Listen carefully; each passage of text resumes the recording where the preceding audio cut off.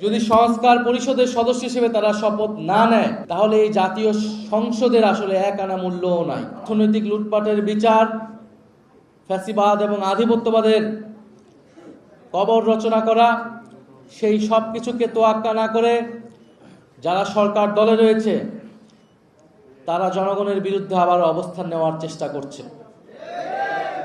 যেদিন শপথ নেওয়া হলো, শপথের প্রথম দিনই আমরা দেখলাম তারা শপথ গ্রহণ করলেন না।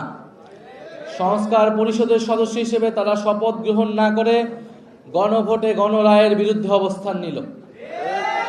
যেখানে এই নির্বাচন হয়েছে, গণভোট হয়েছে, গণভোটের যে আদেশ, সে আদেশে স্পষ্টভাবে বলা আছে একই দিনে শপথ নিতে হবে। কিন্তু তারা আওয়ামী লীগের মতোই সংবিধানের দোহাই দিয়ে এই সংস্কার পরিষদের শপথ নেওয়া থেকে বিরত থেকেছে।